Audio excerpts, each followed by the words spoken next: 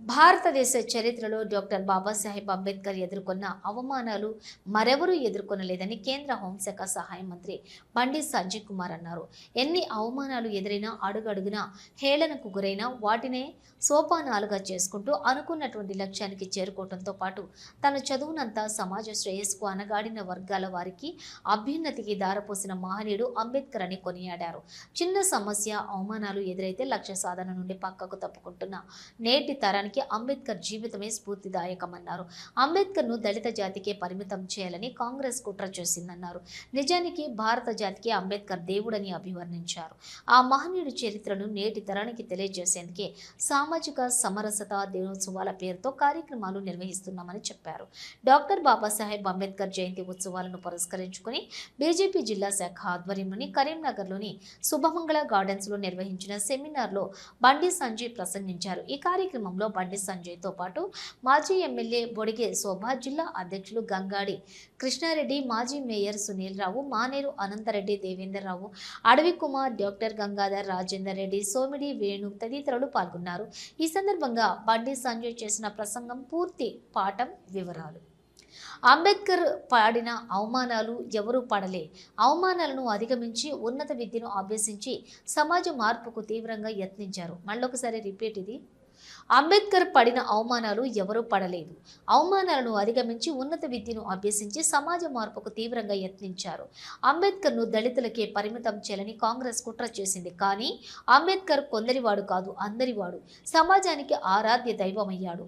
అంబేద్కర్ది అత్యున్నత గొప్ప చరిత్ర. చిన్న సమస్య వస్తే అసహనానికి లోనే లక్ష్య సాధనలో వెనక్కి వెళుతున్న నేటి తరానికి అంబేద్కర్ జీవితం స్ఫూర్తిదాయకం. ఆర్థిక శాస్త్రంలో పీహెచ్డీ చేసిన తొలి భారతీయుడు మన డాక్టర్ బాబాసాహెబ్ అంబేద్కర్. దేశానికి అద్భుతమైన రాజ్యాంగాన్ని అందించిన యావత్ ప్రపంచమే గర్వించదగ్గ అత్యున్నత ప్రజాస్వామ్యానికి బాటలు వేసిన గొప్ప మేధావి.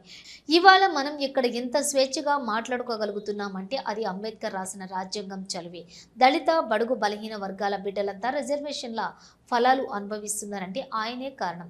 రాష్ట్రపతి, ప్రధానమంత్రి, ముఖ్యమంత్రి, కేంద్ర మంత్రి పదవులు సహా ఉన్నత పదవుల్లో దళిత బహుజన బిడ్డలు కొనసాగుతున్నారంటే ఆ మహానుభావుడు పెట్టిన భిక్షే. ఆయన లేకుంటే మనం ఏమైపోతుంటేమో, ఎంతటి దుర్మార్గ జీవితాలను అనుభవిస్తుంటేమో తలుచుకుంటేనే భయమేస్తోంది. ఒక్క మాటలో చెప్పాలంటే ఆయన ఒక జ్ఞాన శిఖరం, భారతదేశ భవిష్యత్తు. ఆయన జీవితమే దేశ ప్రజలందరికీ గొప్ప సందేశం. ఆయన రాసిన రాజ్యాంగమే మనందరికీ నిరంతర రక్ష.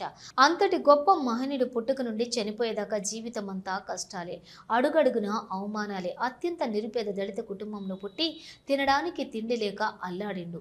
పస్తులున్నాడు. అంటరాని వాడికి చదువెందుకని సమాజం అంతా హేళన చేసింది. స్కూలు వెలివేసిన అడుగడుగున అవమానించింది. అయినా కుంగిపోలే, అదరలే, బెదరలే. అంతకంటే కసితో చదువుకున్నాడు. కరెంటు లేకపోయినా వీధి దీపాల కింద, గుడ్డి దీపాల కింద చదువుకున్నాడు.